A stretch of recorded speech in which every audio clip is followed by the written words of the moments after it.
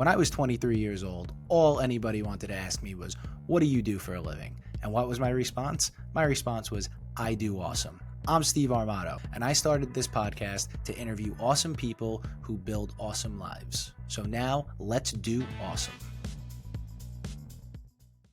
What's up, everyone? I'm really excited for today's episode and for you to hear today's episode. It's with somebody that I actually met on a shoot with another Doing Awesome guest, Sam Knight, but I met Kevin Cape. It was a shoot for him and his coaching business. And he is somebody who has just contagious energy. He meets you, first time meeting him, gives you a hug. He's happy. He's fun. He loves having fun. He's great with people. And in this episode, he talks about everything from Waffle House to company culture and what living an awesome life really means to him. So this is an episode that you're going to get a lot out of. You're going to have a lot of laughs. You're going to have a lot of fun. So let's get into it. Kevin Cape, welcome to Doing Awesome, my friend. I'm very happy to have you on. How are you doing today?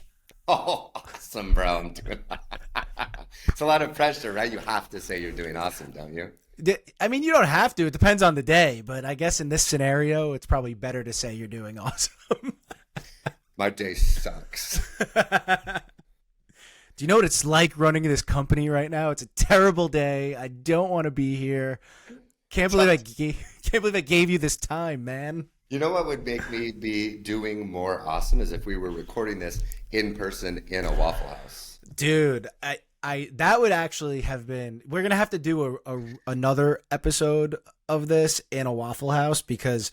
So I'm just gonna give a couple people some backstory here. We met on a shoot with Sam Knight, who was also a guest on the show, and we hit it off. You're just a great dude, great to be around. Tons of energy. And then started following you on Instagram, and you had posted something about Waffle House, and I was like, I knew that this dude was cool, but now that has just gone to a different level because up here, a lot of people do not understand my love for Waffle House. So tell me about where did that come from? Well, first of all, I love restaurants. Like in general, I just love restaurants. And Waffle House is in my top 3 restaurants in the world, like alongside Michelin-starred restaurants. But I don't know why it wouldn't be, though. So, it's always there for you. Keep going. My favorite Waffle House experience I ever had, I was in a Waffle House in Kansas City with my sister and her family when she had little kids. Okay. And our server's name was Spicy. Yes. With two E's. 2 E's? I like that. And in the Waffle House, you sit in the booths, and then the servers, the waitresses are right next to you, and the kitchen's open. And she was standing right next to our table, and I think my nephews were 5 and 7. And she said to her colleague, "Girl, I didn't call you fat. That bitch called you fat." I don't know. And that was when I knew that I was so deep in love with the Waffle House. It is this pillar of authenticity, and it is the place, maybe more than anywhere else, where you can just be who you are. You do not have to put on any airs. There's no performative. It's be who you are. Oh, I love it. You're so right. You're so right. When I was working a corporate job that I just did not like, I got invited to an offsite. It was my first time that I was invited to one of these things because before I was at a lower position. And one night everybody was out partying and I just was not feeling it at all. It's 12, it's midnight, and I was like, I'm in Atlanta. I'm going to Waffle House. I'm going to sit at the bar by myself, talk to the cook because me and him are the only people in there, and have a great time. It's always there for you, man. It just never disappoints. Well, Atlanta is the birthplace of the Waffle House, right? No, I didn't. That's why I'm a fraud. Now I'm a fraud. Now I feel like you're not a fraud. You're not. We can cut that. We can edit at that. I can ask you again. You can be like, of course I know that. Some other Waffle House facts to let you know how deep my love goes. I own multiple pieces of Waffle House apparel. Okay, see how many pieces, but is it shirt, hat, 2 shirts and a sweatshirt. I do need a hat.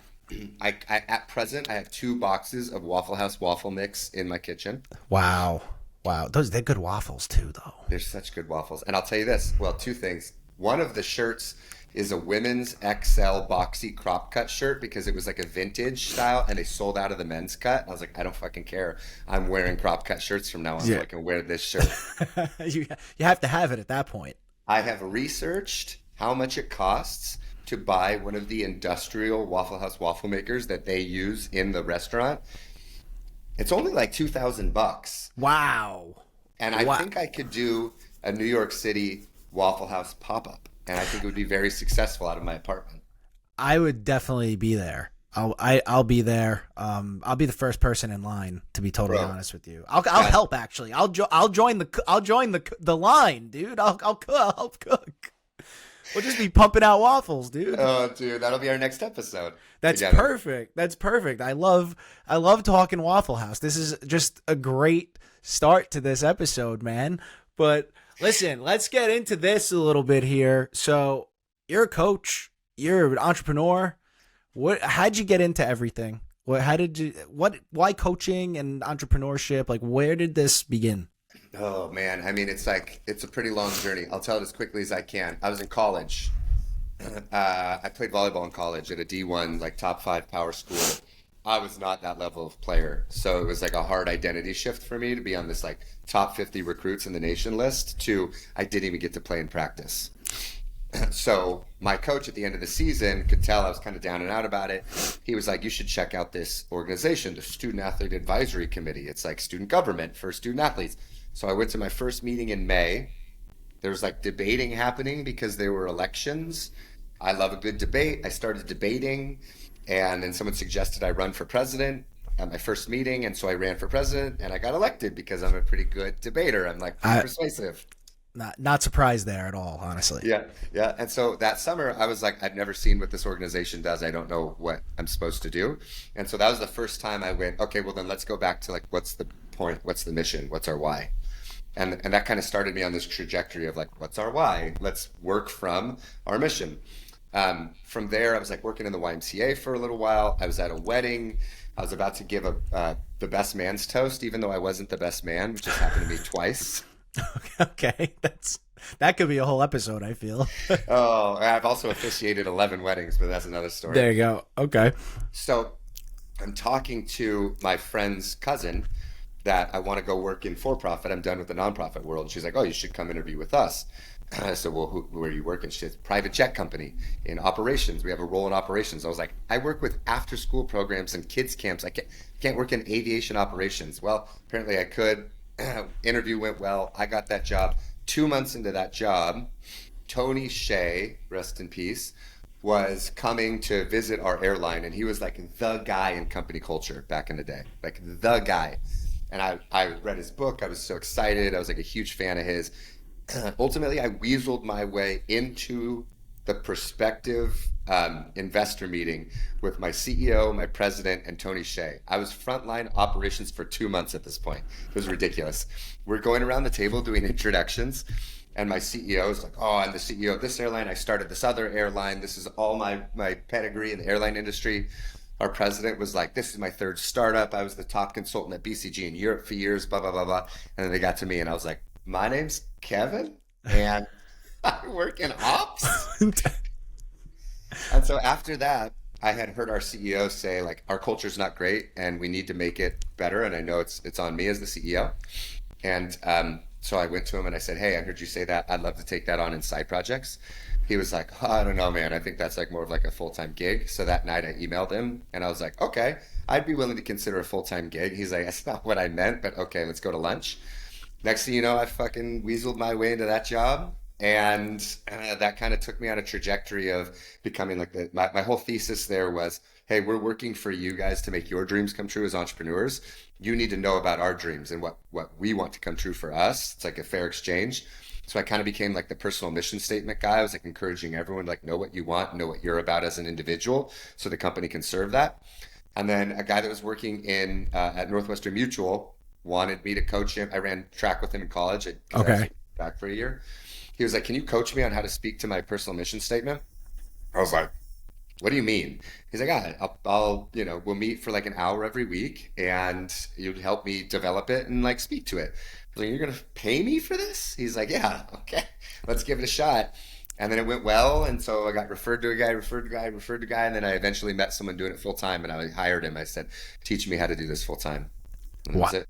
Wow. I mean, that's a hell of a journey right there. Yeah. Also, I like the thought of you sitting in the room with like the president and the CEO, and then you're like, I'm Kevin. I like Waffle House, so I don't know. Like, I like the thought of that. That's a good one. But that's a crazy story. And like you said, so like company culture. I've heard you talk about company culture. What is that? What does that mean to you? What does that mean in general? Yeah, so I would say company culture is what everybody does when they're not being supervised, right? A lot of Okay. people are like, "Oh, company culture is at Google. They have a slide, and we do beer Thursdays." Like, no, company culture is how is everyone behaving when they're not being supervised? And in order to get everyone working in service of the company has to reciprocate and work in service of the employees. And so it's important that founders, CEOs, any leaders really are saying, all right, fair deal here. You're going to help me look good as a leader, and you're going to help me win. So how can I help you win? And look, I think a lot of employees get company culture wrong because they're like, well, it's all happening to me, and this is what I don't want. What do you want? And ask for what you do want. And it's hard work. And it feels like a little risky and takes some courage to go, this is what I do want. But you've got to know what you do want, not just constantly lament what you don't want, and then ask for it. When there's a fair exchange of the company getting what it wants and its employees getting what they want out of that, win-wins all the way around, now we're talking. Yeah, that's so. I love the way you put that because I've worked at companies where they're like, yeah, our culture here is that we have a keg in there that you could use on Thursday and Fridays after 5 o'clock, and we have video games. I used to work at a sports company that was very young, and they had just gotten bought by a larger company, and they're like, "Oh, we have video games. You can play Madden at night. We have free snacks. We have free drinks for you. There's free coffee." And it's like, yeah, like everybody's making like minimum wage and is working overtime all the time just to pay bills. I would like a different company culture here. I don't need the free food. It's like a totally different aspect, I feel. And the way you put it is it's like we both want to get something out of this, and like how can I help you look good, you help me it's like that. This is not how a lot of people think, so I love the way that you put that. Well, and to take that one step further, I'm also kind of like the anti-coach coach. Like I hate my whole industry, dude. Listen, does Andrew Huberman say some brilliant things? Sure. But when I see his ass promoting a piece of rubber that you chew on for a more square jaw, I don't know how that came through the microphone, but dude, oh, It was great. It was great. literally, I was on a flight to Paris, and I was 5 canned espresso martinis deep, and I was on. Wow, did you not sleep for like a Bro, they're month? like, no, they're little. They're little. They're Oh, okay. so delicious. They're They so delicious. they sound amazing. I mean, Sam would not be happy with us right now talking about this, but I mean, they sound Sam amazing. knows, No. dude. Sam knows what he's getting into with me. So, and then I was on TikTok on the plane, and this fucking Huberman video came up where he's promoting this thing in Chile, and they have more square jaw. And I wrote a rage poem, like how much I hated the culture of like performance, performance, performance. Like so many videos will start with everybody wants peak performance, and I'm like, no, they don't. No, they don't. So I've said this before, and I'll keep saying it. As Gen Z and specifically Gen Z women move into positions of leadership, the quality of leadership, like nationwide or like probably across the entire globe, is going up significantly because Gen Z women will not sacrifice their mental well being for like their boss's approval. And when we say performance or productivity, most of us, when we say it, mean jack fucking shit. Because if you have not gotten clear, like declared, what results are we producing on which date, then it's just like, do I feel like Did I check more things? Who cares if you check more things off your list? Did they actually move important needles forward? And so, same thing that I said about individuals, the businesses need to know and the founders need to know, what result do I want? Like, what do I want out of my life and out of my business? And then we can say, in those things we've said we want to create, are we performing or not? But like performance or productivity as like a general, shut the fuck up, everybody. I'm sick of it. Dude, it's so true, and it's so true because you see too much of this on social media where it's, oh, like you have to wake up at 3:55, you have to jump in a cold plunge, and you have to start your day with a 3-mile run, and then you come back, eat breakfast, go do a workout, and then you come back and you start working. And it's like, who does that, or who has time to do that? Does anybody have? Sam I love you, Sam. I love you, Sam. He definitely does not have time to do that. I know it. That man is working a lot. There's no way he has time to do that. But but like that's the thing. It's like, you know, it's not really, to me. It's not about peak. Yeah, you want to perform high when you're doing the thing that you're concentrated on. But to me, it's how much time do you need to focus on the important things that need to get done that day. And here's what I'd say. I have these two concepts that like really root it all for me. One is you got to get to the end of your why chain, meaning why do you want the thing that you think you want? And then why do you think that? Why do you want that thing? And then why do you want that thing? And look, when you get really good at getting honest with yourself, you want to enjoy yourself, you want to feel proud of yourself, and you want to feel like you're worthy of love and belonging. I know that sounds like whoa, but it is. That's what we're all seeking. And so if you really attune everything to what's at the end of your why chain, then there's a lot of things you would stop doing, and there's a lot of things you'd spend more time doing. Because at the end of the day, and at the end of your life, this is like morbid, but like on your deathbed looking back, let's minimize regrets. Like, can we go, okay, I feel good about that. I really like, for my own reasons, really like that life that I just lived. Not like that life looks good to everybody else.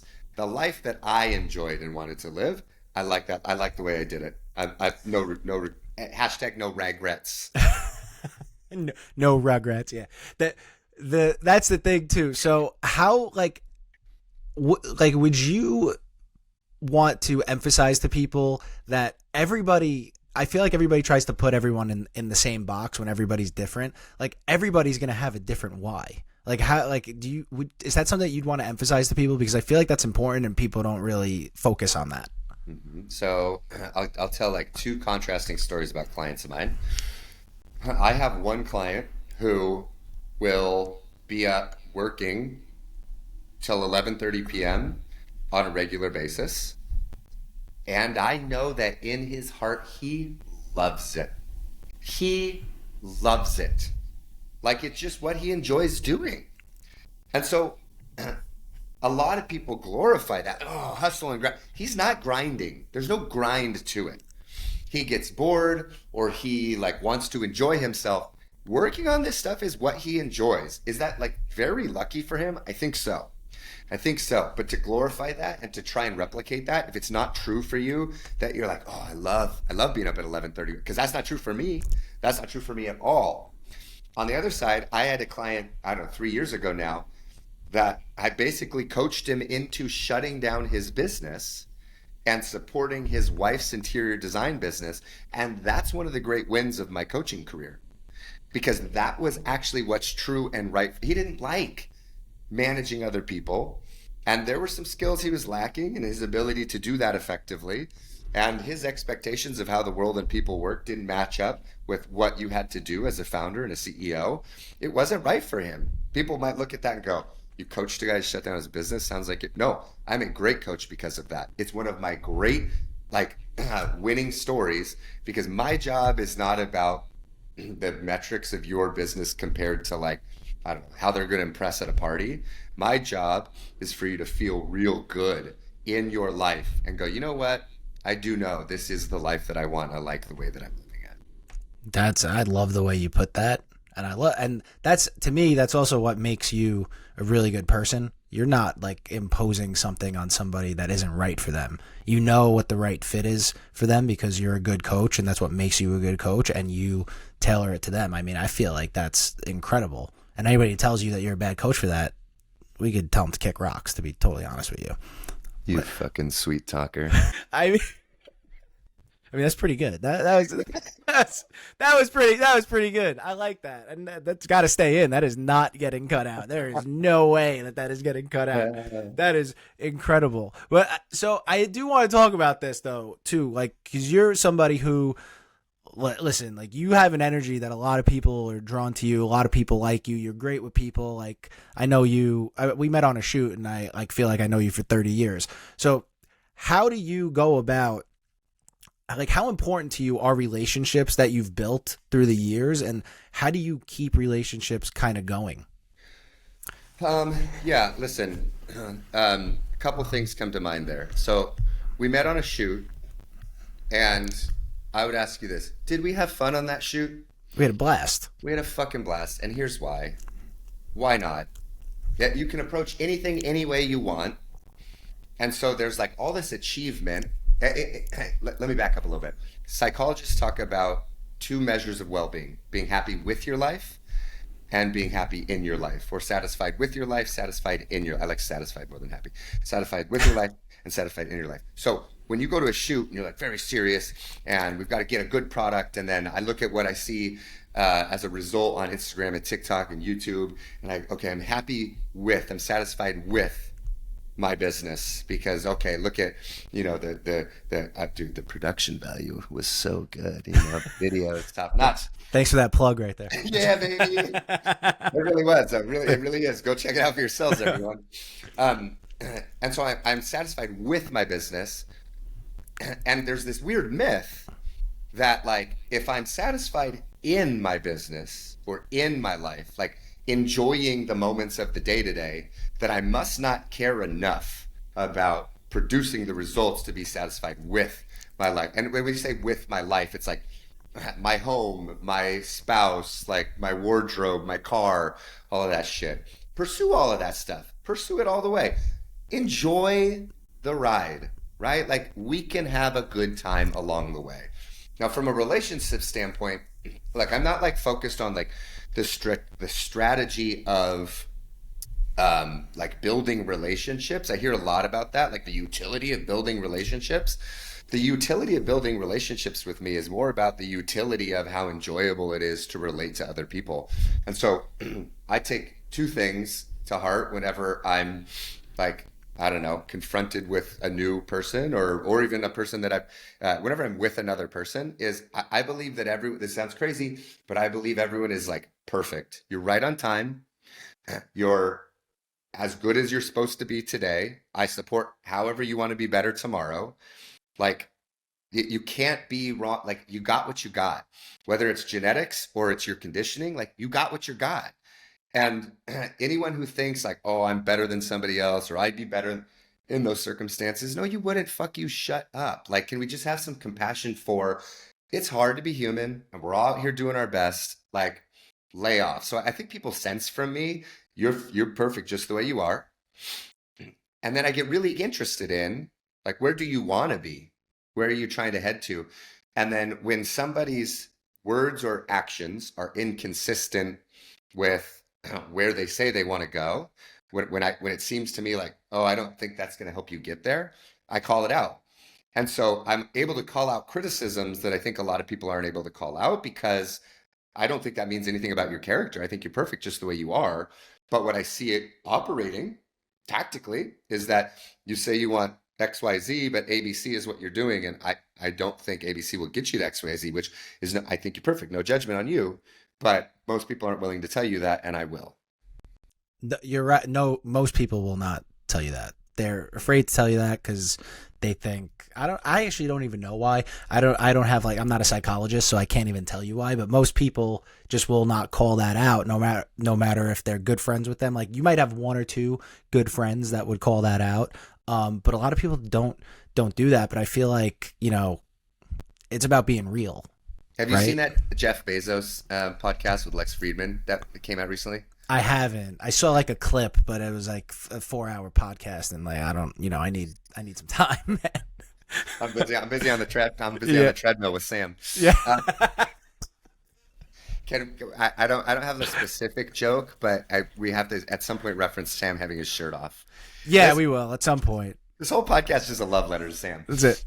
Um, he talks about how human beings are social. We're social animals, and as such, we will put a connection, and I put it in quotes because it's not real connection, above the truth. And if you look at the history of humanity, the truth tellers have always been the ones that, hundreds of years ago were literally publicly slain, burned at the stake, right?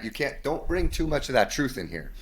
And so it's tough, man. It's tough. A lot of times, and I'm not obsessed with the truth from like a moral standpoint.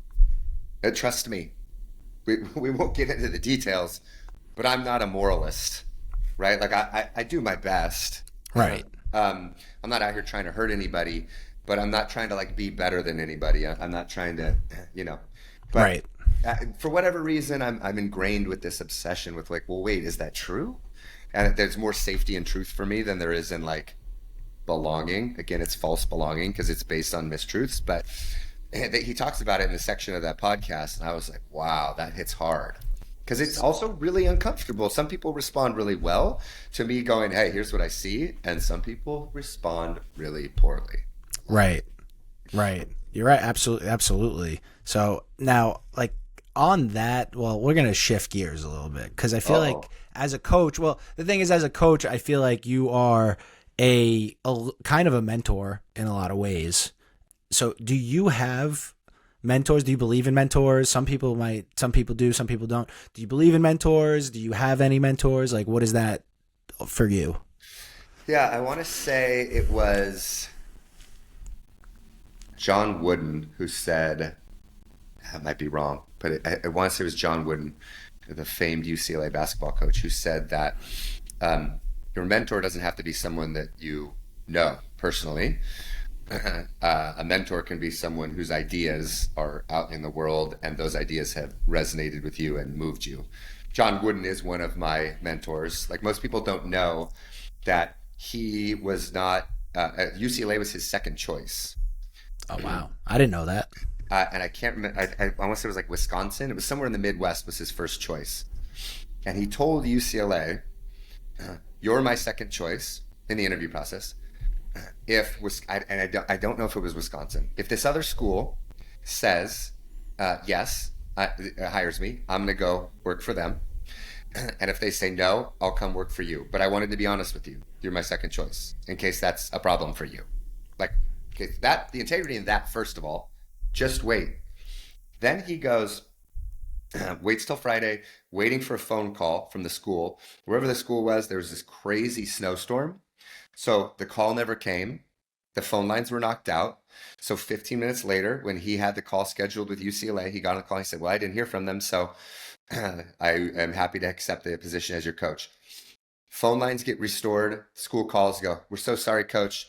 The storm knocked out our phone lines. We want to hire you. Yeah, it's not like this wasn't like the age of the internet where something had been announced and it was like, Right. He goes, sorry. This is literally like 15 minutes later. Sorry, I already told UCLA yes. Wow. It also sounds like Wisconsin because snowstorm, like knocking out power lines. But wow. That's kidding? integrity. That's integrity too, right there. Yep, exactly. And then you got someone like Alan Watts. Like, dude, I hear people talk about the benefits of psychedelic therapy, and I've dabbled a little bit myself.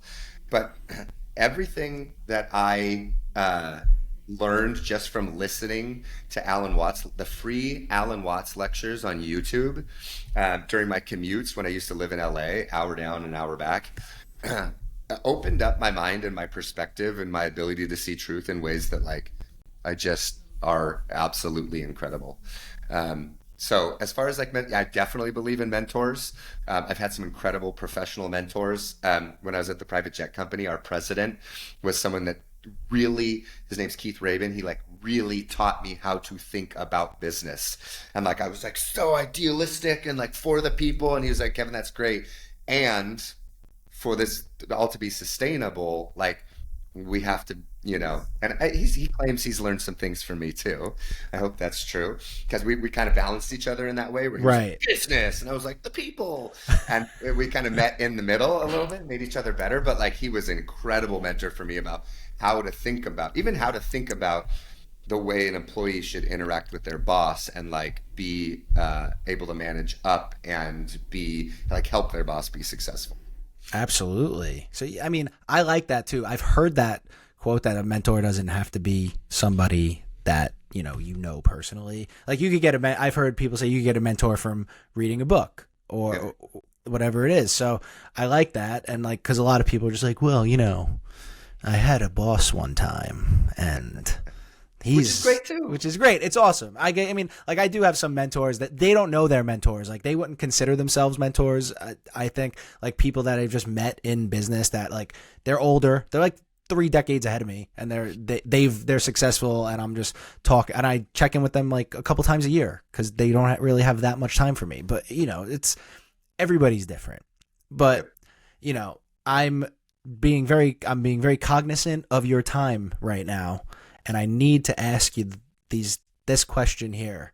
It's the point of the show, man. And I feel like you're going to have a really good answer, which is, what does living an awesome life look like to you? So my whole coaching practice is about that. And when you say I'm a mentor to other people, the reality is I'm a bit more of, I take on their desire so that they mentor themselves. So I believe very strongly that you will learn what you really want by following what you currently want and getting there. The sooner we get to what we think we want now, the sooner we can discover whether or not we really wanted it and find our next one and get there and our next one and keep following our will and our desire. Like our genuine, like the weirder and the simpler it is, typically, the more authentic it is. But then sometimes it's something that takes incredible risk and sacrifice, but it's like being true to that weird little knowing. I don't know. That some things have such like purity and leverage and like power in you, and everyone knows what I'm talking about. So here's my favorite example.